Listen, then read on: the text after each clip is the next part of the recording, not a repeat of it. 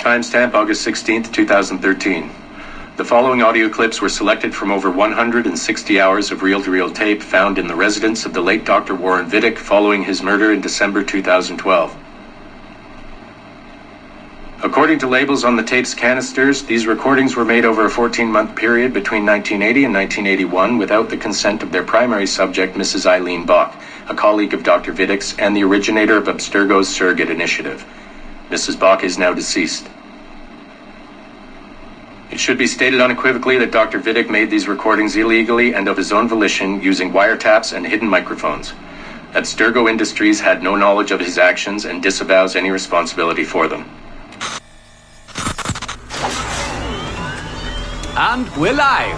Capacitors at full. Ease the signal in. A little more. You feel anything? Don't be timid. Double it. No, we're taking it easy. 20%.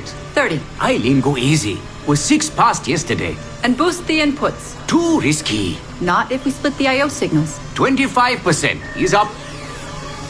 Oh, okay. There. I see something. What is it? Mein Gott. I hear talking. You're okay? Ja, ich höre Stimmen. It's German. Mein Name ist Miriam Kurz. I see a light. It's cold. Ich werde nichts sagen. There's a man with me. Mehr werde ich nicht sagen. Keep an eye on our vitals. Mein Name ist Miriam Kurz und ich bin eine Navajo. Des Hitlers Zwang, der macht uns klein. Noch liegen wir in Ketten. Doch einmal werden wir wieder frei. Wir werden die Ketten schon brechen. Eileen? Denn unsere Fäuste, die sind hart, ja. Und die Messer sitzen lose. Für die Freiheit der Jugend kämpfen Navajos. Switch off. Powering down. Kämpft Navajos. Get her out of there. Oxygen. Open the valve. No. No, Satish, I'm fine, really. Quit the heroics. Just breathe. Better? Yes. Yes, thank you. Did we get something? It'll take a while to parse. What did you see? It wasn't just seeing. It was feeling. Being. I was scared. You were shouting in German? I think I was in Germany. I was in Germany, Satish.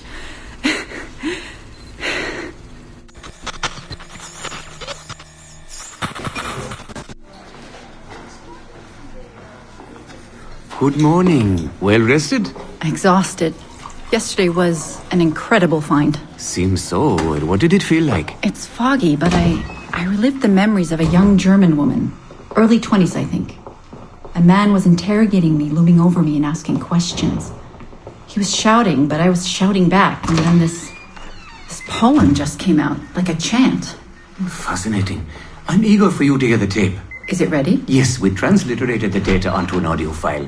It took all night to process the language. Spool it up. Of course, have a seat. Judging by the subject matter and the setting, I'd say you landed somewhere in Germany in the 1940s, 1 or 2 generations back. During the war, I'd imagine. 1940s Germany?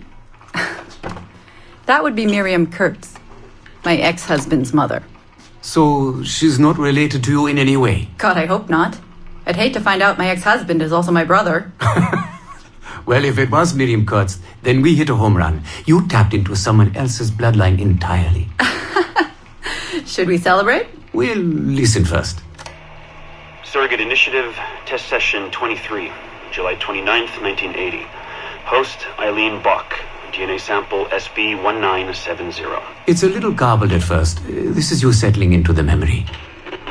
Your name, say it. My name is Miriam Kurtz. Louder. My name is Miriam Kurtz, and I am Navajo. Where did you last see the artifact? Who holds it now? I'll say nothing. I have told you all I will. I don't believe that is true. Who has the artifact? Hitler's dictates make us small, and we are bound in chains. But one day again, we shall walk tall. No binds will us restrain. Enough! For hard our fists, yes, and the knives at our wrists for you to be free. Navajos lay siege. Lock her away. Navajos lay siege. And that's where we pull you out. Whoa.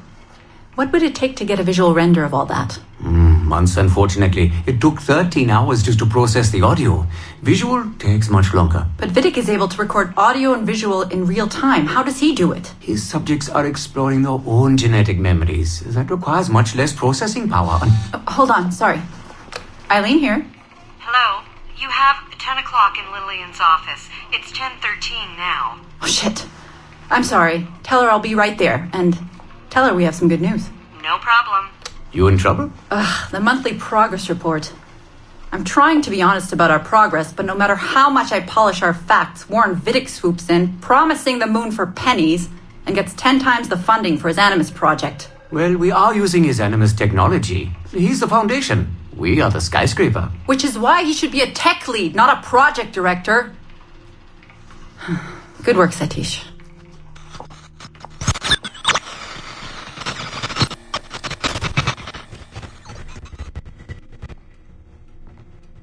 It's incredible footage, really.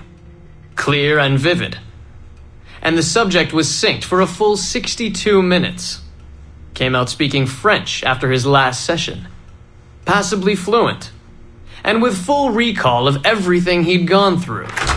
Sorry I'm late. I was reviewing some data. It's fine. Warren was just telling me about his first subject. Mr. No names. Call him Subject 1. Confidentiality. And how about you, Eileen? What's your good news? Well, we did it. We synced with an unembedded memory outside the bloodline. That's a first. Really? Satish was able to process the audio today. A short clip. You can hear it for yourself. Only audio? No real-time memory feeds like Vidic has? Well, that's the difficulty with surrogate genetic memory data.